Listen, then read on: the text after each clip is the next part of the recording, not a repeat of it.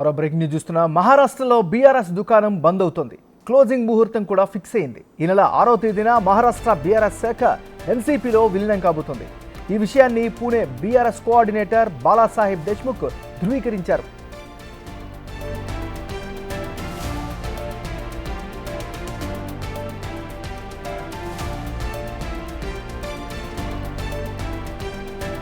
ఎన్నికల ముందు మహారాష్ట్రలో కేసీఆర్ హడావిడి చేశారు. దేశమంతా తన పార్టీ విస్తరిస్తుందని, కేంద్రంలో చక్రం తిప్పుతామంటూ గొప్పలు చెప్పుకున్నారు.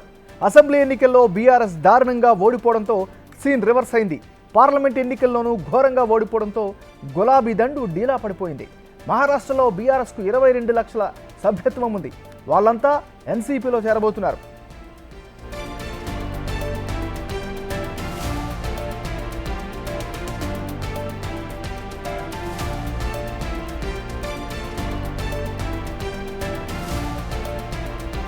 మహారాష్ట్రలో బీఆర్ఎస్ దుకాణం బంద్ అవుతోంది. క్లోజింగ్ ముహూర్తం కూడా ఫిక్స్ అయింది. ఈ నెల 6వ తేదీన మహారాష్ట్ర బీఆర్ఎస్ శాఖ ఎన్సీపీలో విలీనం కాబోతోంది. ఈ విషయాన్ని పూణే బీఆర్ఎస్ కోఆర్డినేటర్ బాలాసాహెబ్ దేశ్ముఖ్ ధృవీకరించారు.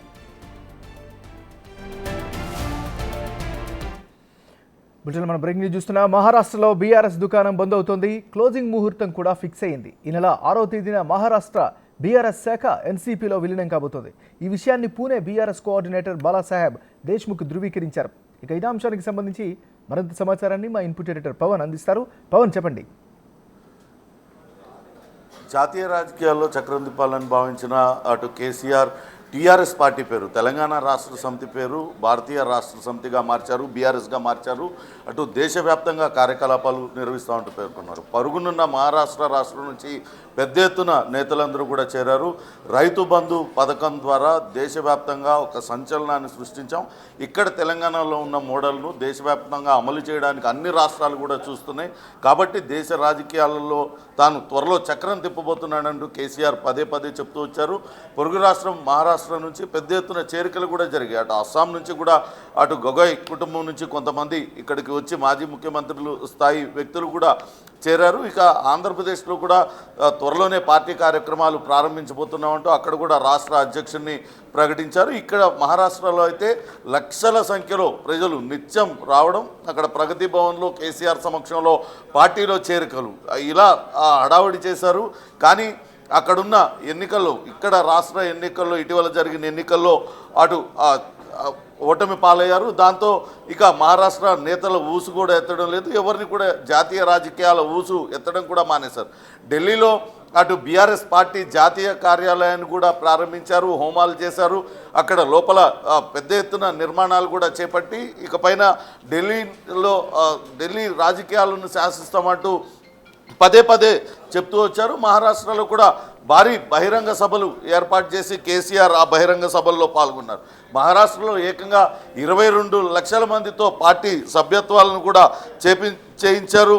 అక్కడ స్థానిక సంస్థల ఎన్నికల్లో అటు బీఆర్ఎస్ తరఫున పోటీ చేసిన వాళ్ళు కూడా గెలిచారు. కానీ ఇక్కడ ఎన్నికల్లో ఓటమి పాలవడంతో అటు జాతీయ రాజకీయాలు కలగానే మిగిలిపోయింది. ఇక్కడ కేసీఆర్ అప్పటి నుంచి కూడా కేవలం ఫామ్ హౌస్కే పరిమితమయ్యారు. రాష్ట్ర రాజకీయాలను కూడా పట్టించుకోని పరిస్థితి. కేవలం అటు తాను ప్రమాణ స్వీకారం కోసం అసెంబ్లీకి వచ్చారు తప్పించి తర్వాత ఎక్కడా కూడా ఆయన బయట పెద్దగా రాజకీయాలను పట్టించుకోవడం లేదు. దాంతో మహారాష్ట్ర నేతలు కలవడానికి ప్రయత్నించినా ఎప్పుడు కూడా ఆయన డోర్లు ఓపెన్ కాలేదు. అటు ఫామ్ హౌస్లో కావచ్చు, ఇక్కడ నందినగర్లో అటు మహారాష్ట్ర నేతల్ని కలవడానికి కూడా ఆయన ఎప్పుడూ ఆసక్తి చూపించలేదు. పదే పదే కలవడానికి ప్రయత్నించి అటు విసిగిపోయారు అక్కడ నేతలంతా. దాంతో వాళ్ళందరూ కూడా తొందరపడి బీఆర్ఎస్ పార్టీలో చేరాము, ఏదో జాతీయ రాజకీయాల్లో ఒక ప్రత్యామ్నాయం వస్తుందన్న ఆశతో జాయిన్ అయ్యాం. కానీ ఇక్కడ కేసీఆర్ వ్యవహార శైలి చూస్తే తమను పట్టించుకోకపోవడం అనేది చాలా అవమానకరంగా అక్కడ మహారాష్ట్ర నేతలందరూ కూడా ఫీల్ అవుతూ ఉన్నారు. మహారాష్ట్రలోని నాందేడ్ అటు పరిసర జిల్లాల నుంచి పెద్ద ఎత్తున నేతలందరూ కూడా చేరారు. అటు హర్యానా, పంజాబ్లో రైతుల కుటుంబాలకు ఇచ్చే క్రమంలో కూడా వాళ్ళందరూ కూడా మహారాష్ట్రకు సంబంధించిన నేతలు పాల్గొన్నారు. అట్లనే అటు రైతు సంఘం నేతలు పెద్ద ఎత్తున ఢిల్లీలో ఉద్యమం చేసిన నేతలందరినీ కూడా హైదరాబాద్ పిలిపించిన సమయంలో కూడా ఈ మహారాష్ట్రకు సంబంధించిన నేతలందరూ కూడా ఉన్నారు. రైతులు పెద్ద ఎత్తున వ్యవసాయం పైన ఆధారపడిన రాష్ట్రం మహారాష్ట్ర కాబట్టి అక్కడ బోని కొట్టినట్లయితే ఖచ్చితంగా దేశ రాజకీయాలపైన ప్రభావం ఉంటుందంటూ అటు కేసీఆర్ భావించారు. కానీ ఎన్నికల్లో ఓటమి పాలవడంతో కూడా అంతా తారుమారైన పరిస్థితి. ఇప్పటికే అటు ఆంధ్రప్రదేశ్లో రాష్ట్ర శాఖ అధ్యక్షుడిని కూడా ప్రకటించారు. మాజీ ఐఏఎస్ అధికారి జనసేన లీడర్ తోట చంద్రశేఖర్ను ఏపీ అధ్యక్షుడిగా నియమించారు.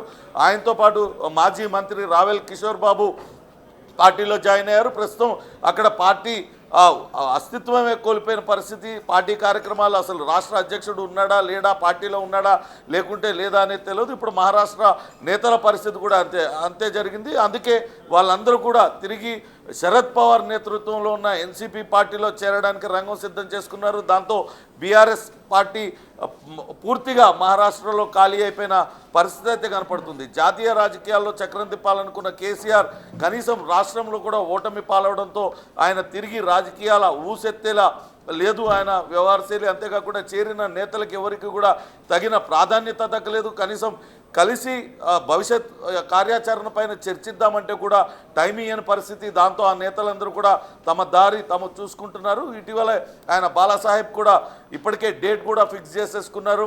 అటు శరద్ పవార్ పార్టీలో చేరడానికి నిర్ణయం తీసుకోవడంతో అటు బీఆర్ఎస్ పార్టీకి గట్టి దెబ్బ తగిలిందని చెప్పాలి. ఏమన్నారు? Thank you Pawan.